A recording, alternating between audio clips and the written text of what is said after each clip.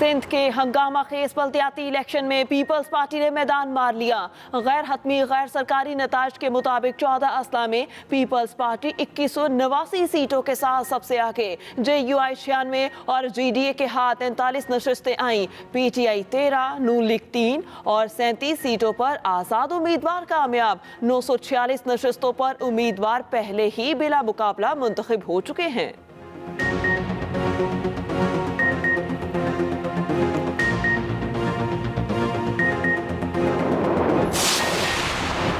सुवात में ANP की सूबाई सीट PTI ने छीन ली। हल्का PK7 के ज़िमनी इलेक्शन में गैर हतमी गैर सरकारी नताइज के मुताबिक PTI के उम्मीदवार फजल मौला 18,042 वोट लेकर कामयाब। ANP के हुसैन अहमद 14,665 वोट लेकर दूसरे नंबर पर रहे।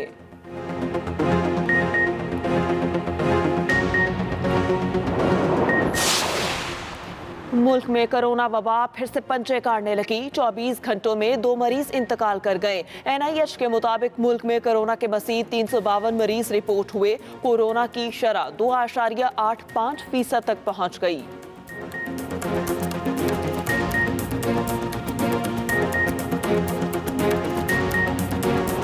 और कराची के शहरियों के लिए खुशखबरी, पीपल्स बस सर्विस का आगाज आज से होगा। बिलावल भुट्टो जरदारी मंसूबे का इफ्तिताह करेंगे। वज़ीर ट्रांसपोर्ट शजील इनाम मेमन की सरबराही में महकमा ट्रांसपोर्ट ने इफ्तिताह की तैयारियां मुकम्मल कर लीं।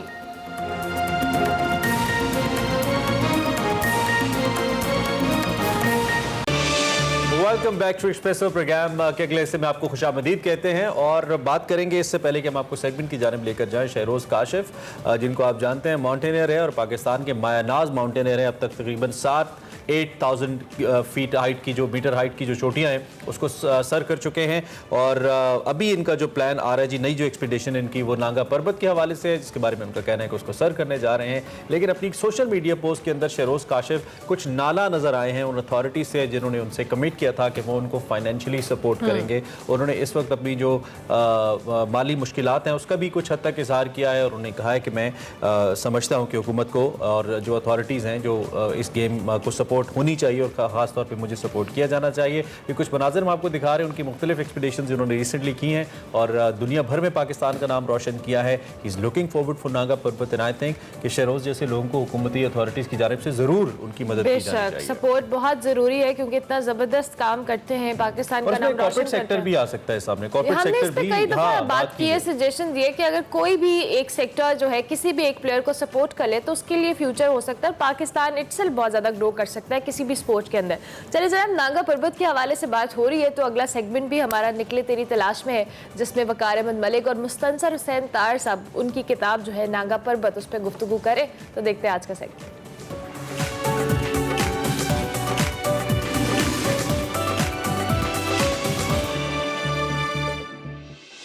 अस्सलाम वालेकुम नाज़रीन, मैं हूं वकार अहमद और आप देख रहे हैं निकले तेरी तलाश में। और हमारी तलाश तार साहब की किताब के हवाले से है, नागा पर्वत के हवाले से है और जो सवालात का सिलसिला है वो नागा पर्वत के हवाले से है। सो तार साहब से नागा पर्वत के हवाले से जो सवालात हैं उनको सिलसिला जारी रखते हैं।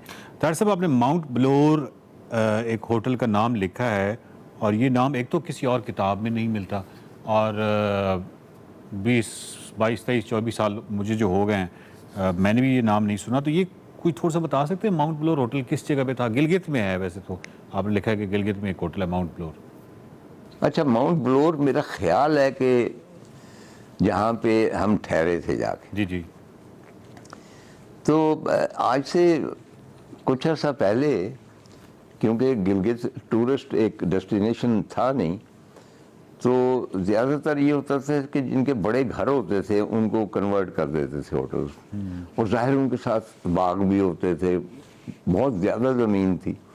उसके बाद आहिस्ता आहिस्ता वो घर ख़त्म होने शुरू हुए और ये बड़ा एक ख़्वाबनाक सा होटल था right in the middle of Gilgit, और पुराने कमरे थे और खाना वाना भी मुनासिब था, लेकिन उसका जो एटमॉस्फियर था इर्द गिर्द, जो दरख्त थे, जिस तरह अपना इसरार है जी, इसका जो पहला होटल था और उसका भी एटमॉस्फियर इसी किस्म का था ना।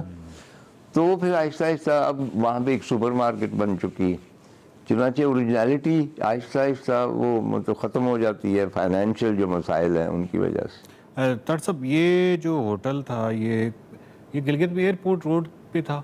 मुझे अब याद नहीं, बहुत दूर नहीं था। ठीक ठीक। अगर किसी को नाजरीन में से जो देख रहे हैं उनको इस होटल के हवाले से मालूम हो कि माउंट ब्लोर होटल जो है ये कहाँ हुआ करता था तो ज़रूर बताइएगा, ताकि थोड़ा सा हमें आइडिया हो कि तार साहब की इस किताब में जिस होटल का क्योंकि जनरली जितने भी तार साहब की किताबों में लैंडमार्क्स हैं वो मिल जाते हैं, इसमें कोई अभी कोई इतनी बहुत दूर की बात है नहीं, लेकिन सिर्फ रिकॉर्ड की दुरुस्तगी या क्या कहते हैं हिस्ट्री के लिए या नॉलेज के लिए, इल्म के लिए अगर किसी को मालूम हो तो वो ज़रूर बताइएगा कि माउंट ब्लोर होटल जो है वो कहाँ पे है। तार साहब, जो अस्तोर रोड है ये अभी भी ख़तरनाक है, मतलब शायद बाकायदा जब आप कराकोरम हाईवे से अस्तोर रोड पे सफ़र करना शुरू करते हैं तो एक तो ये अस्तोर नाला या अस्तोर रिवर जो है इसका एक तो शोर बहुत है, और दूसरा ऑफ कोर्स ये तंग रोड है और लैंडस्लाइड भी आती है, ये तमाम चीज़ें हैं, तो वो काफ़ी ख़तरनाक सी रोड है।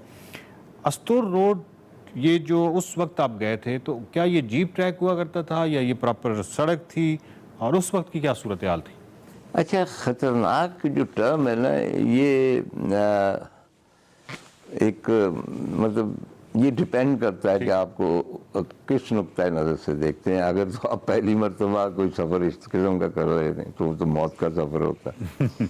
लेकिन आप ये देखिए कि अस्तोर के रहने वाले उसके ऊपर ही सफ़र करते आए, और अस्तोर रोड पे एवरेज एक्सीडेंट की कम है जो वहाँ पे हैपन होते हैं। और ख़तरनाक एज सच मैं उसे नहीं कहूँगा, नीचे नाला है, ये है कि भाई अगर आप वहाँ से जाते हैं नीचे तो काम तमाम हो जाता है, और ये तमाम माउंटेन रोड्स के साथ होता है।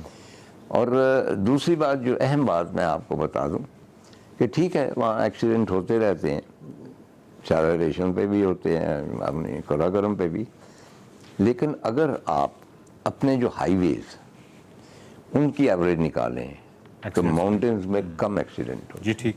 क्योंकि माउंटेन ड्राइवर को भी ये पता होता है कि मैं अगर ज़रा सी गलती करूँगा तो मैं नीचे जाऊँगा, वो रिलैक्स नहीं करता। तो स्टोर रोड, वो रोड टू स्टोर हमने चकोर बेशुमार देखे, कच्ची पक्की सड़क थी, लेकिन जीप उसके ऊपर आसानी से चलती थी। रास्ते में लैंडस्लाइड्स भी हुई जो सारी को रिमूव कर देते।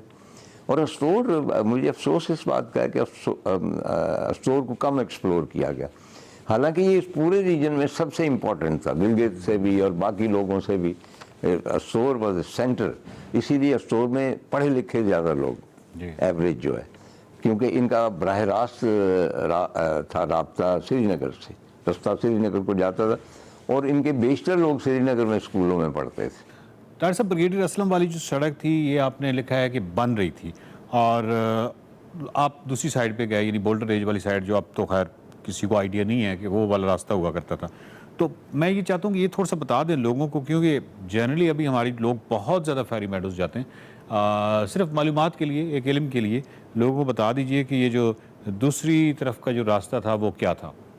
मैं पहले भी शायद तज़किरा कर चुका हूँ कि कॉन्क्वेस्ट ऑफ नांगा पर्वत पे जब हरमन बोल, द फर्स्ट पर्सन जर्मन, तो हरमन बोल की किताब है जो उसने कॉन्क्वेस्ट ऑफ नांगा पर्वत के बाद लिखी, तो मुझे चूँकि शौक़ था पहाड़ों का, तो वो मैंने उस ज़माने में पढ़ी। तो वो भी, और उसकी पूरी एक्सपीडिशन जो थी वो इधर बोल्डर रिज की तरफ से ही गई। मुझे इसका नाम नहीं पता था कि इसका नाम क्या है, लोकल कोई नाम होगा कोई, लेकिन मुझे नहीं पता है। मुझे हरमन बोल की किताब से पता चला कि भाई इसको बोल्डर रिज कहते हैं, और उसने रास्ता भी उसी तरह बयान किया जाएगा, और उसने भी पानी का कहा कि भाई पानी नहीं है, लेकिन उसने साथ एक दो कमेंट भी लिखे थे। उसमें एक कमेंट ये था कि boulder ridge was one of the most dangerous ridges I have ever crossed. अच्छा। और वो डेंजरस सिर्फ इसलिए थी कि रास्ता छोटा है, एक्सपीडिशन में ना थोड़ा बहुत आगे पीछे हो जाता। हम तो बहुत वैसे ही आहिस्ता चल रहे थे और फूंक फूंक के चल रहे थे।